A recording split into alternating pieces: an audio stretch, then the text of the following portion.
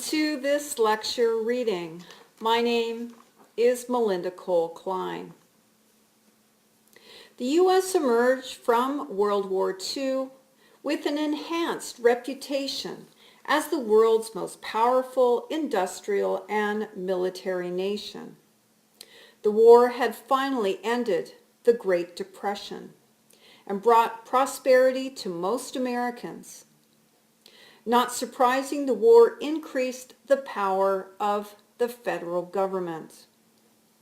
Of the nations who fought in the war, the United States suffered the least. It was not fought in the U.S. backyards or hometowns.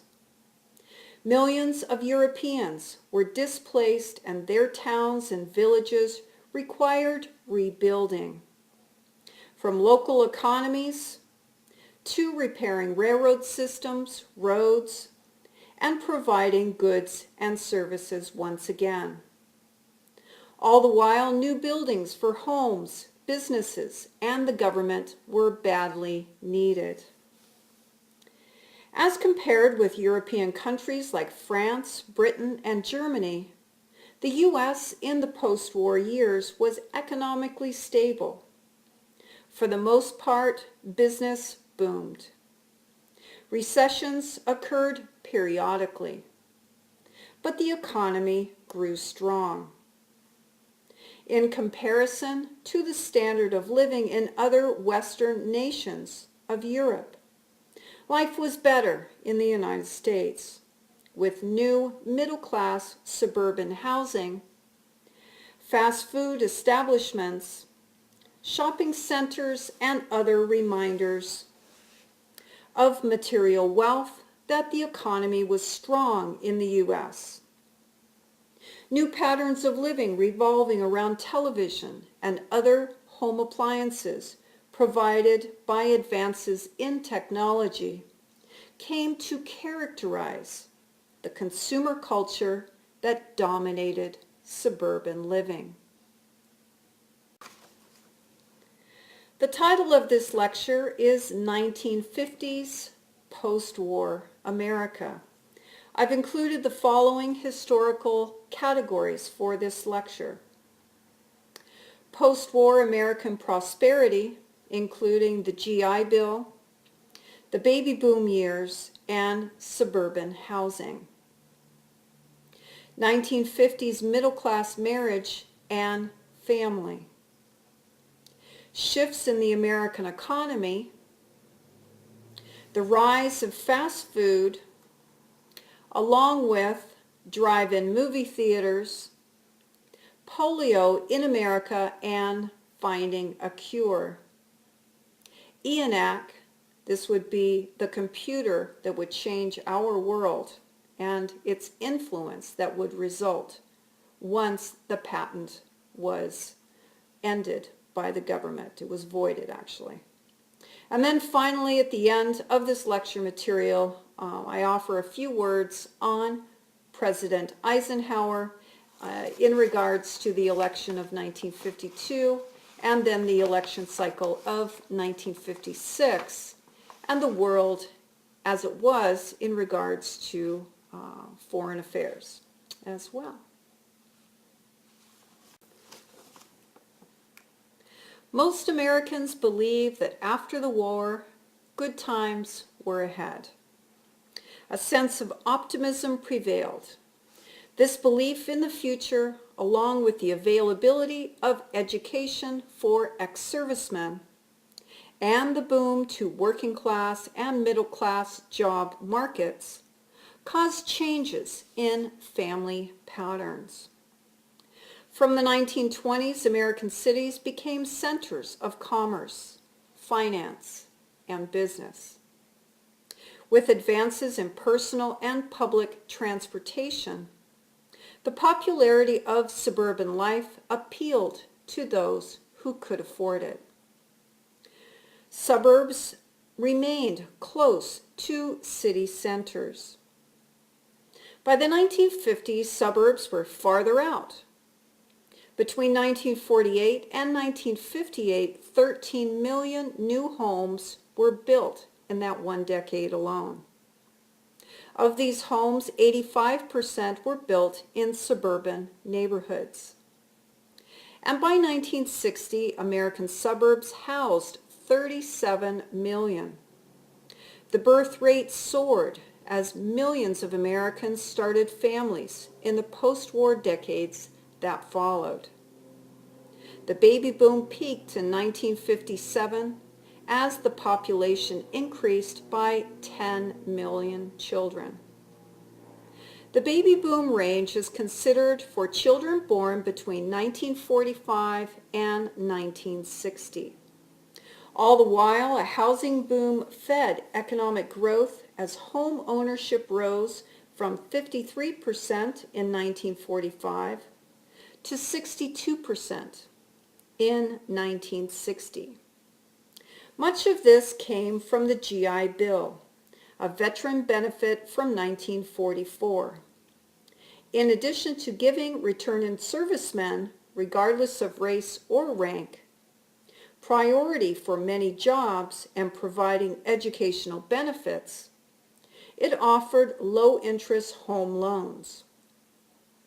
The GI Bill offered millions of ex-servicemen the opportunity to attend college, have a profession, earn solid wages, and buy a home to support a wife and children. The classic definition of masculinity is to support and protect one's family to the best of his ability. Women have pursued this leadership role, though it comes at a high cost, the duality of the unmarried working mother.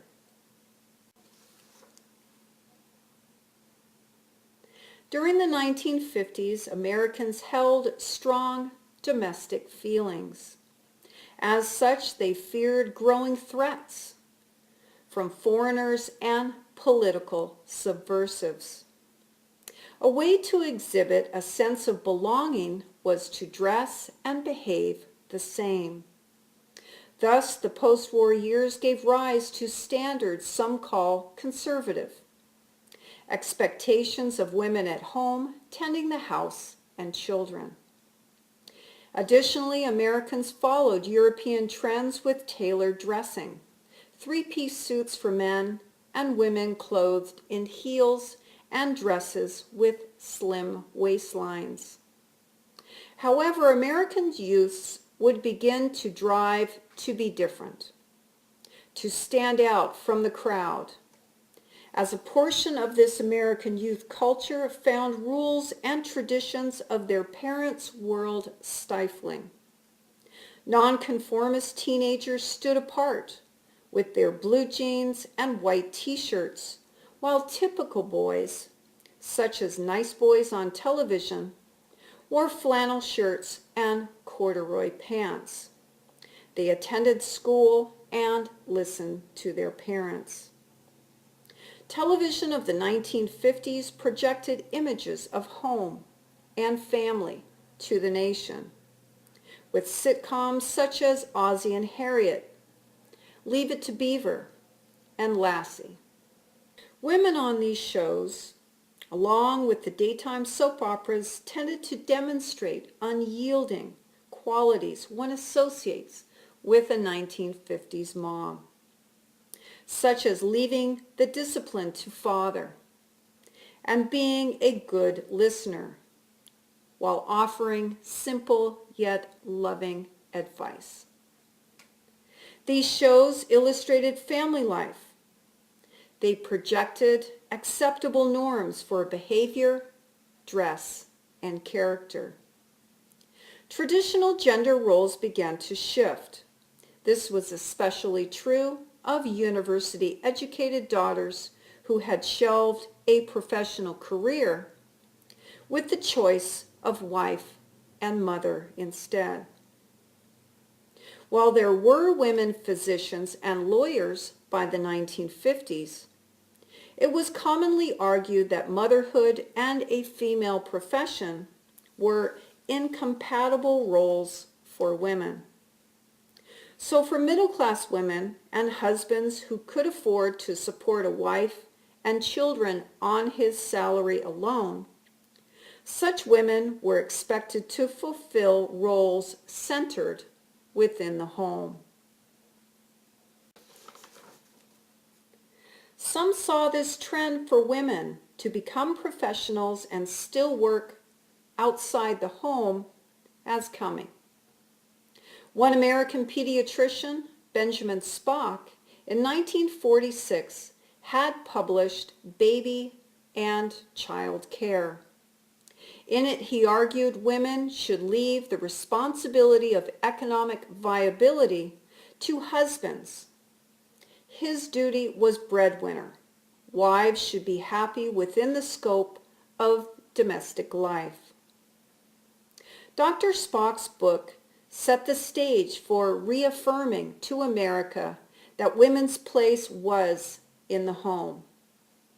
It was responsible for establishing American child-rearing standards in the post-war years. Spock advised mothers to stay at home because working outside of the home would jeopardize the child's mental and emotional health. Sexual and marriage problems kept middle-class Americans in a cloud of silence. This was traditional with Protestant families. Sexual modesty, after all, advocated little or no circulation of information or advice about the nuts and bolts of sexuality. Many believed if women had control over their own sexual lives, this would emasculate men as fathers and husbands and limit the access to women's bodies. In 1948, Alfred Kinsey had published his study on human sexuality with Sexual Behavior of the Human Male. This book shocked the nation. Kinsey, a doctor of zoology, realized that while teaching undergrads, that a book on sexuality would serve a public need. In time, Kinsey taught a course in human sexuality, still controversial in the context today, and unheard of at the time, to which his brand of education broke the silence on sexual education. In his study, Kinsey compiled case studies of male sexual behavior from 5,300 male participants. The results were shocking. The study revealed that the adult average male participated in widespread practices of sex, which included activities with prostitutes, engaged in extramarital affairs, and preferred and liked illicit forms of sexual behavior. After 1945, the major corporations in the United States tightened their hold on the American economy. This began the expansion of big corporations at the expense of smaller firms. Waves of mergers took place. At the same time, the booming economy encouraged the development of conglomerates, firms with holdings in a variety of industries in order to protect themselves against economic and consumer instability in one area. Economic expansion accelerated across America. Even as the major corporations grew, so did smaller franchise operations such as McDonald's, Kentucky Fried Chicken, and Burger King.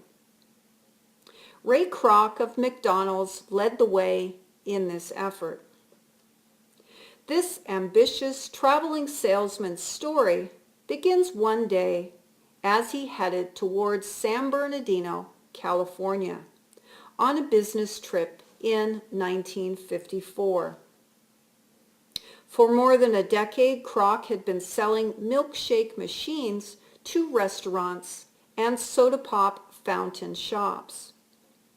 On this trip, he was particularly interested in a family operation run by Richard and Maurice McDonald's, who used 8 of his milk shakers.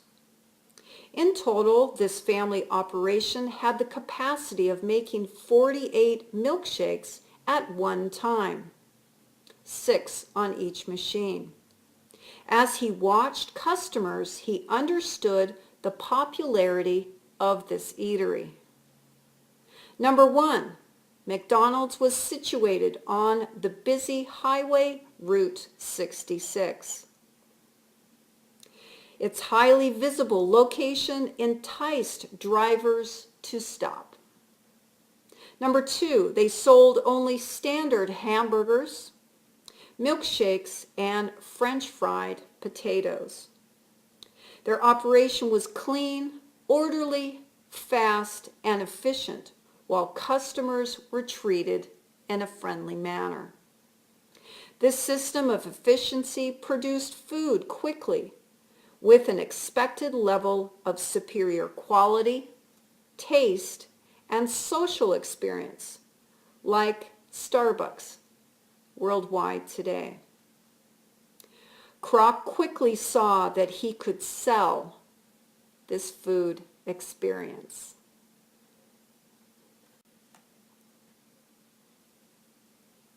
He negotiated with the brothers for a 99-year contract.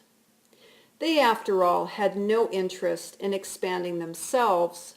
This interest belonged to Kroc. I've listed for you issues I call standardization. Services provided the same and every time without exception. Organized food processing, such as cooking time or pickle placement. Quantity, cleanliness. This is a wholesome moral atmosphere with no smoking, gaming, or alcohol. Prices and consistent menu items. And lastly, quality and service made McDonald's a popular place to eat. 15-cent hamburgers and the symbol of the Golden Arches became tradition. Within 10 years, there were more than 400 million hamburgers sold. By the 1970s, Kroc had franchises in 44 states. By 1974, 20 years after startup, this corporation did $22 billion in business. When Kroc died in 1984, there were McDonald's in 32 countries and 7,500 eateries that sold 45 billion hamburgers, thus feeding the world. The success of McDonald's capitalized on a growing automobile culture. In situating eateries on the highways and offering customers an expected menu, price, service, experience, and quality. These places were successful. This corporation understood the importance of standardization of their product, employees, and place of business, along with the virtues of middle-class culture, such as conformity and uniformity. While the first drive-in movie theater was built in 1953, this form of entertainment did not become broadly popular in America until the late 1940s. The U.S. popularity of the automobile promoted mobility to and from locations in a more personal and independent way. The car became the medium from which family activities would center when away from home. And with new automobiles being purchased year after year, average American families found a variety of uses for this costly investment. For suburban Americans, the automobile was indispensable, more so than for those Americans living in cities. It would be in America, with its national parks, trails, and resorts, that the population flocked to for the day or on vacation with their automobile. After World War II, the new network of American highways allowed car owners to travel far from home. New eateries and places to stay were created as the nation adapted to new ways to vacation and enjoy this new feature of independence. These new institutions included the diner, a building that resembled the shape and decor of a railroad dining car. In addition, there were drive-up fast food restaurants, sometimes featuring waitresses on roller skates, bringing the food to you. This food would be consumed in your car from a tray that fit onto the car door with the window down. For travelers, the motel, a 1950s invention, and the automobile repair shop would follow. Such establishments, especially those on major highways, became profitable enterprises, which were often family-run. Gas stations and auto repair shops rose in demand as car sales skyrocketed. In 1957, Americans purchased 14 million new automobiles. Thus, the private automobile, along with long-distance trucking using American highways, prompted the rise of these new enterprises. During the post-war years, the automobile served another purpose, especially for working-class families and youths. It would be this population in particular that would popularize the drive-in movie theater as a form of entertainment in America. Without having to sit next to other people in a crowded theater, with a car, teens or a family could pack their car to enjoy a film in privacy for one low price. Children brought blankets and pillows to watch and listen to films like sitting in front of the television at home. Drive-in movies allowed the congregation of community residents. Near the center of drive-ins were a concession stand with popcorn and hot dogs, along with soft drinks. These were not establishments that sold alcohol, but drive-ins did have an unsavory reputation for illicit sex and related activities. Void of adult supervision, some teens used drive-ins as make-out spots. This negative reputation attributed to drive-ins brought cities and drive-in owners to create laws and curfews to deter such activities. In time, many drive-ins had guards that patrolled the lot to control these illicit practices. However, even by the late 1970s, drive-in movie theaters accounted for about 1/3 of all movie and film establishments. The popularity of drive-in movie theaters spanned from the mid-1940s to the late 1990s, or so depending on its location. By the 1980s, with the decline in drive-in popularity, most converted these large open spaces to swap meets or used them for community events. With the rise in property values offered by land speculators, drive-in properties were sold, becoming shopping malls or housing developments. For decades, this form of movie attendance was enjoyed by millions, including myself, for close to half a century or more. As corporations changed, so did the world of work. Reversing a 150-year trend after World War II, the United States became less of a goods producer and more of a service provider as compared with manufacturing. This included fields and professions including banking, education, finance, insurance and underwriting, along with healthcare.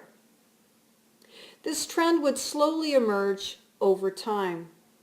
Decades later, in the 1970s, 80s, and 1990s, Americans, like those of today, clamor for the return of manufacturing jobs. Gone are the days, such as the fathers of the 1950s, who could graduate from high school and work at a firm for 40 years and retire. After the war, about 1/3 of all American jobs were those tied to manufacturing. This pattern continued to decline from the 1950s to the present day. Today, manufacturing jobs tally less than 10%. American business manufactured a full range of domestically purchased items for home or commercial use.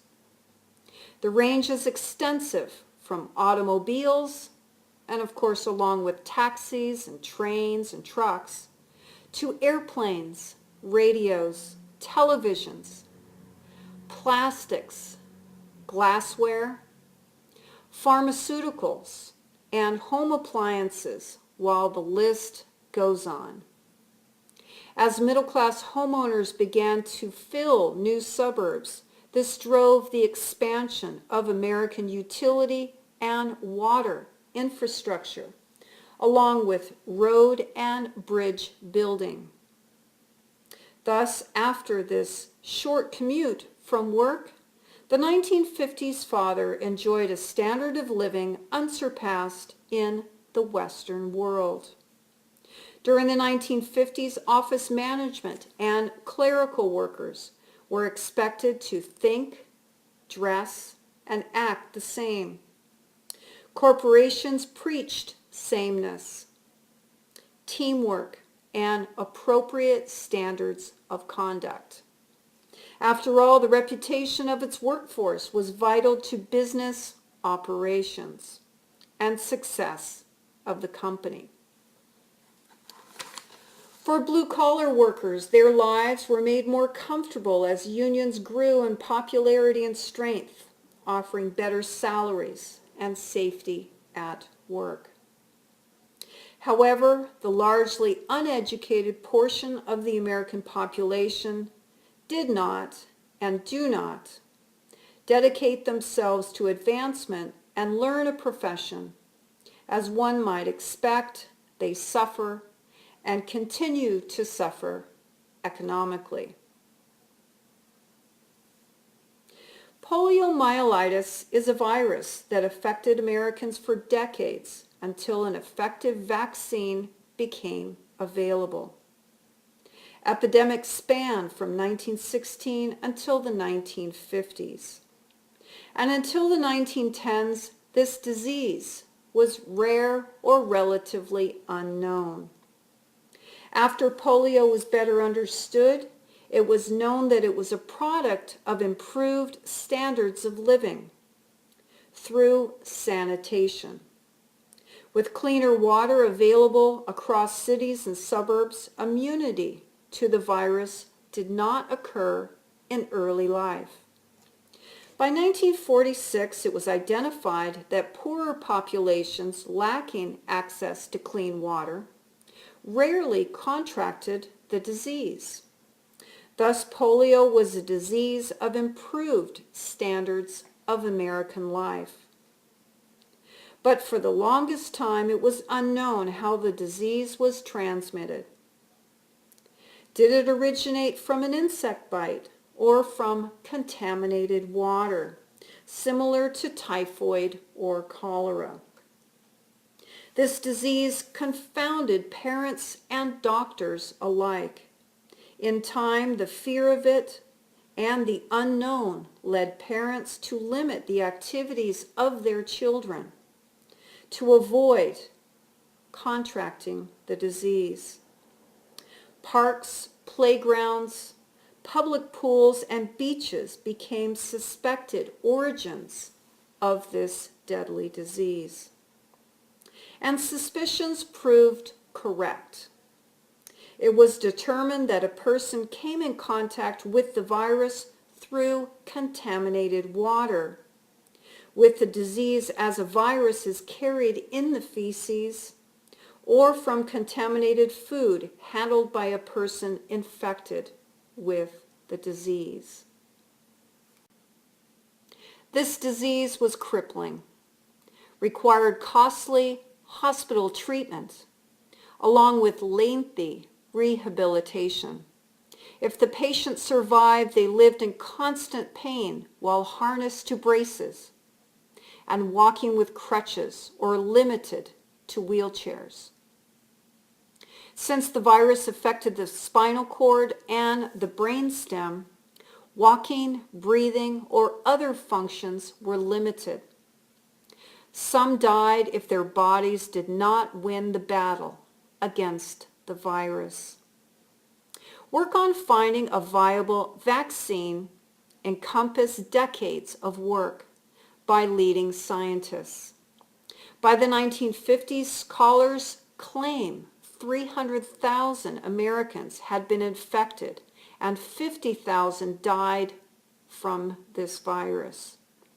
Sadly, young children were often the victims, though the disease could strike any age group, gender, or race. Some of the doctors that participated in finding a cure for polio was Dr. Jonas Salk. From his new lab, this virologist, endorsed by the foundation, was assigned the task to determine the different strains of the virus. Once other scientists made breakthroughs, Dr. Salk began working on a vaccine. By 1952, he was perfecting it. And it would be during this year America witnessed its worst epidemic of polio. After 5 years of research in the spring of 1952, Dr. Salk vaccinated not only himself, but also his family, including his children. This would boost confidence for this vaccine over those by competing scientists, and the vaccine worked. Those vaccinated in the trial would develop polio antibodies, thus an immunity to the study. By 1953, a vaccine was in production, and with this 1954 vaccine, this study that would be approved by the Department of Health would lead the way as far as offering a direction for this vaccine. By 1955, after the 500,000 participants and the analysis was in, it was announced to the public that the vaccine could be used for general use. It worked. It became available broadly. Dr. Salk did not patent his polio vaccine, believing the vaccine belonged to the people. This section is on post-war computer technology. The growth in research and development led to the science laboratories that would create jet aircraft, satellites, nuclear weapons, and also consumer goods. Computers assisted research and development companies as they were an invention prior to the 1940s. ENIAC, this is the electronic numerical integrator and computer, was, quote, the first large-scale electronic digital computer capable of being reprogrammed to solve a full range of computing problems, although earlier computers had been built with some of these properties. This supercomputer was built to calculate tables, to facilitate accuracy in firing missiles, and artillery for the U.S. Army. At the University of Pennsylvania, the project was unveiled by 1946. In a landmark case, Honeywell versus Sperry Rand, the government voided the patent. This allowed for the invention of other electronic media to be developed by the public, such as the products that we enjoy today.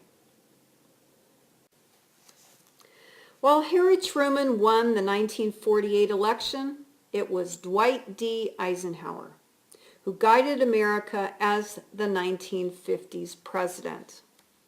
By 1952, he won election and re-election in 1956. Truman's liberalism was replaced by Ike's Republican conservatism. Eisenhower wanted to limit the president's role and convey to Americans to feel good about the economy. This don't worry attitude combated the fear of the Soviet Union and communists and communism in America. The era of the Cold War was, after all, a growing concern. Under Ike's presidency, the White House took the lead in creating legislation that would benefit Americans. This would take the form as old age pensions, minimum wage reforms, and unemployment payments in a time when welfare recipients grew. The Korean War began on June 25, 1950. While the war was not officially ended, a ceasefire took effect on July 27, 1953. It began as a civil war and quickly escalated, arising from a conflict in government rulership styles. This, of course, is democracy versus communism. This Cold War era conflict served as a medium in which the Republic of China, with the backing of the USSR, could battle the U.S. military. We know this, of course, as the type of war called a proxy war. South Korean desires to remain free of the Northern Communist government were supported by the governments of the United States, Great Britain, and the United Nations member countries. Cold War policies created conditions that led to the Vietnam War. The Vietnamese struggled for independence against the Japanese and then the French in Indochina.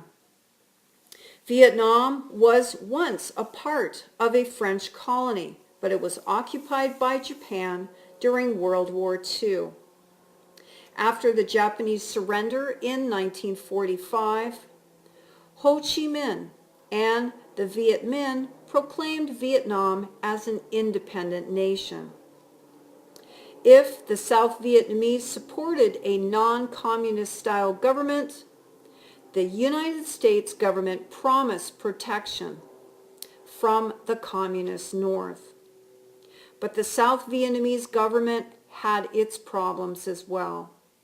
They failed to convince their own people that alliance with the Americans was best for their future. Resistance to American policies was particularly strong in South Vietnam, and in the countryside in particular, where pro-communist groups had convinced poor farmers otherwise. By 1964, the president escalated the war effort after his election. Both Presidents Truman and Eisenhower would provide military intervention to the French government in place of Vietnam. U.S. leaders agreed that this was necessary to avoid and prevent former colonies from adopting communist-style governments, one after another. As a part of American history, Vietnam would be viewed by the government and as taught in history books as a major conflict during the Cold War. Communism was considered a threat to the free world. In essence, this military support of France opened a window for the United States of America as the dominant non-Asian power. This brings me now at an end for my lecture reading. Thank you for your attention.